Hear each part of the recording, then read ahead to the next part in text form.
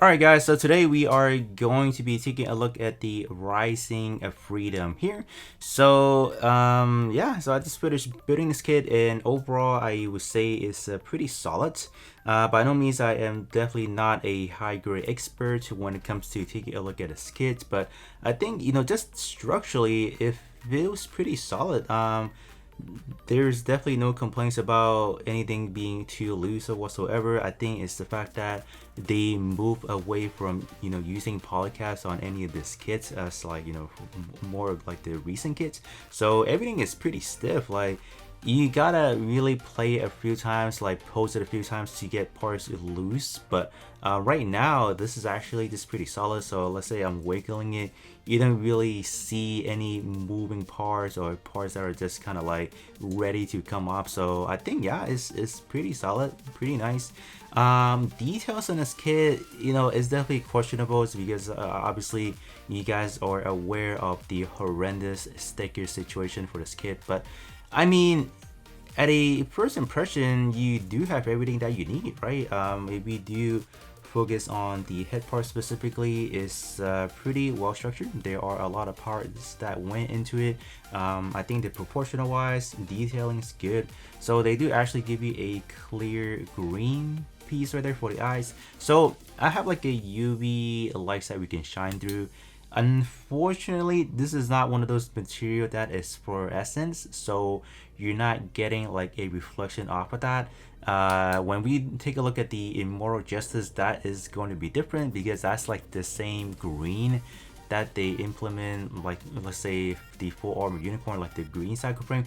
Those they do reflect, so it's unfortunate.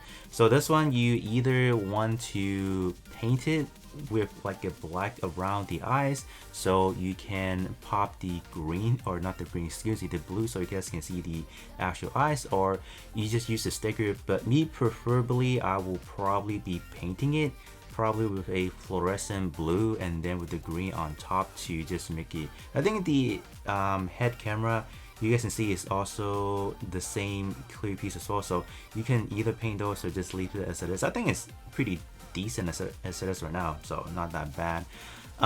The other things, little details like the reds on here, they're also part, so there's no stickers or whatever. The railguns, look at that. If you take a look at the original Freedom, for example, I believe the red would have been an actual piece, but the gray inside would have been just, not hollow, but you would want to paint it up to be more detailed. But this is nice. They have it red on gray, so that's pretty good. What else do you guys want to see? Maybe on here, like these over here. So these vents are actually gray pieces as well. So like the on the wings, on the cannon. So it's nice that they are pretty attentive to these detailing. So, but the contrary side, we have this. A Fado sticker sheet. This is by far the biggest sticker sheet I have ever seen in my career of building any high grades. So mainly it's the wings. So it's on kind of these borders right here that are supposed to be white, and then you have some red that are like on here, on the kind of like on the thrusters right there, and then there are some white that are within kind of like these wings over here. I don't know if you can flop them out, but that section is white, and then some other ones are, I think these are for the shield if I'm not mistaken, and then you have some for the actual rifle themselves. So you have a sticker pretty much for every places that you need to be. But if you don't tell anyone about the sticker issue, they might think it looks just about right because of how intricate the design is, how the detail is kind of popping in a way, right? So I think overall the positive definitely outweighs the negative. I think it's definitely something you can't really ask for too much coming off a high grade, I guess, in a way, right? And given the price point that it's at, I think I got it for $28, so that may be high price for a high grade, but I mean, given how much stuff we're getting, it's not that bad, right? So let's kind of talk about the articulation. So the articulation, they are using the seed action. So I mean, they're not even kidding when the articulation is good. So head part, you can move this far up, this far down, rotate, There would be an issue to rotate 360 degrees, but you do have that option kind of there in a way. And then going into the arms, the arms you are able to, let's see if we can pop it out first. So the arms you are able to swing it out that far. That is pretty good. Rotation wise, not much because you are going to bang into the wings over there, but that's the downside of things. You can move this part right there. You can raise this up, rotate like this, and get a good full bend, no problem. The hand is going to be on just a ball joint, so you can rotate as follow. Pretty nice. Coming down to the waist, there is actually just amazing ab crunch, so you can move it this far. Like, check that out. That's incredible. And then side to side, or let's try back. So back, not much, but side to side is actually quite impressive as well. So you can do this much. So this is how it would looks like, and you can still bring it forward. That's crazy right there. And then front skirt, you can move it up front so it's connected, so you can obviously separate it if you want to. Back skirt, you cannot do anything with it, it's just static right there. The railguns are just going to be on a ball joint. It is quite difficult to actually pop it out, so you don't really have to worry about falling apart or whatever. The beam saber is just going to be held by friction on here, so they're just that. The legs themselves, you can bring it forward with a little bit of a angle adjustment. You can bring it forward like this much. Bend is pretty nice, just a full bend, no problem. Backward wise, you don't really have that much because you are limited by the back skirt, unfortunately.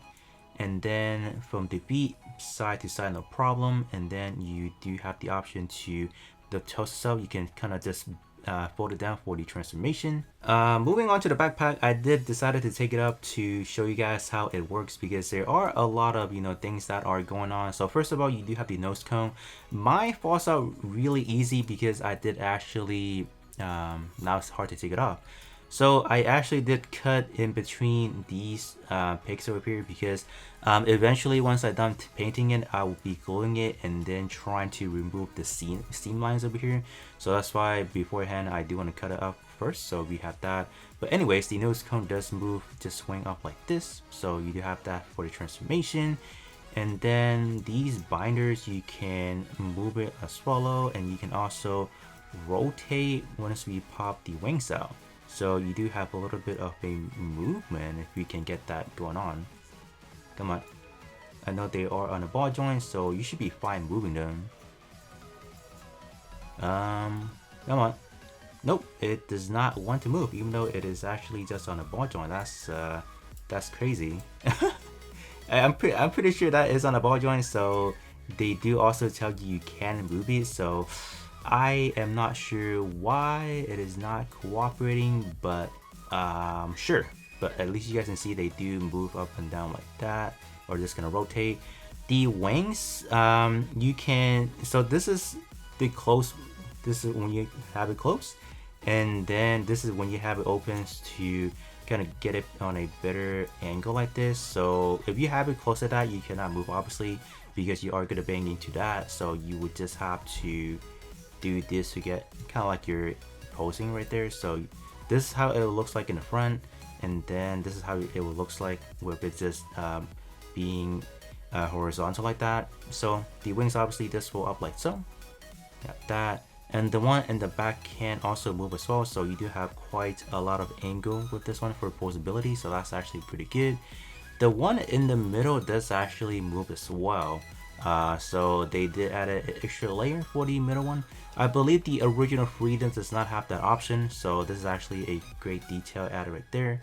The cannons do fold up, like usual, and then you can just bring it out like this, and then just have it firing, so that's pretty nice.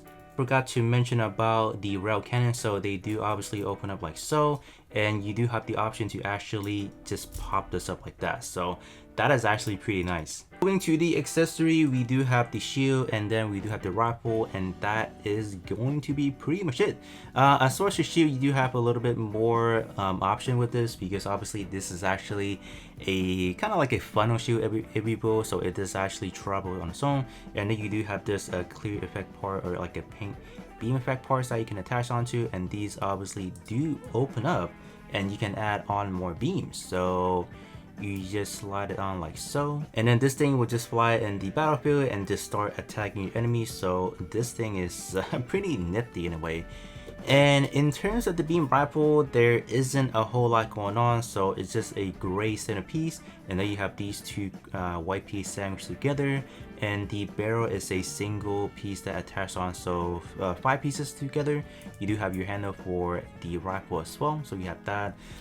To get it on is pretty simple. You just have to remove the handguard like this, and then you have that. So you got the rifle on. The shield is pretty easy as well, so let's actually take off this part first, and then we actually do have this gray piece over here that attached on this peg, so it's gonna slide in this direction, and then it's gonna be attached on the ball joint, and it does have quite the movement that you want to pose it in, so that's actually pretty nice to have right there. So you have that. And then last but not least, you obviously do have your energy shield as well, so we can attach it onto this point, so it literally goes over this red piece right here. So this red piece just slides on like this, or it actually picks in right here, and then we can take the freedom and then just attach it back on like so. There you go. So that's pretty neat. So let's kind of try to get into a pose. Gonna see. All right. Ooh, that's good. Obviously not really the best pose at the moment, but just trying to get something going on. Okay. So we have something like this, just kind of like a simple attacking pose with the beam rifle, not too much. And then we obviously cannot forget about the actual transformation. There will be a transformation, so let's actually get into that as well. Alright, so the transformation is relatively easy. So what we need to do, we just need to raise the head, pop in the nose cone right here. So let's actually bring these out first. Okay. And then we just want to align the wings, align the arms over here. Let's actually straighten up the legs as well. Just like that. You plug this in, and then you take the rifle, and then you swing either way, and then you plug in like the handle onto this part here, and then let's actually get this right here. Is it gonna work? Alright, I think we got it. Let's see. Perfect. Alright, and this is the transformation for the Rising Freedom. So, me honestly, I don't really know how I feel about the actual transformation of this. I think it's a little bit silly. I won't lie, it just doesn't look proper to me, but I mean, it kind of works, so, right? Maybe, kind of works, so you can, I think in the movies, these wings does actually swing out as well, so you could swing them forward if you want to, I guess, in a way. But sure. Yeah, like I said again, I really don't know how I feel about the transformation, but you do have one, so that's not bad, I guess, in a way. Alright, so moving into the closing and then your size comparison, we do have it next to the Immortal Justice right there. Up next, we have is the predecessor, the Strike Freedom right there. So in terms of the Strike Freedom, I feel like it's actually a little bit taller, actually. That's okay, sure, I guess. So I definitely do want to compare the Strike Freedom spec 2. I do wonder how that one is gonna fare against the OG Strike Freedom. And then we have the Destiny. So Destiny is roughly about the same height as well. And obviously this is quote unquote the spec 1 with the green, or no, the yellow antenna, and then just a little bit of a lighter tone. And then up next we have New Gundam for the comparison. So obviously New Gundam is just towers over the Rising Freedom. So to wrap things up, I think the Rising Freedom is actually a pretty neat kit that kind of follows the modern high grade formula in a way, and it pretty much have everything that you want from high grade with a very exceptional build quality that will leave you satisfied have to finish putting it together. But obviously the biggest controversy coming from the biggest sticker sheet could be a letdown to some of the builders out there, but I do feel that without the sticker, not even applying it is not really the biggest distraction. With some little modification, with your own personal detailing, panel lining or whatsoever, that should allow you to make up for the stickers that's covering the entirety of the kit, at least to certain degrees of the kit. But overall, it's definitely a very great kit. So if you guys do have the chance to pick up the Rise of Freedom, I definitely do highly recommend you guys to pick up one.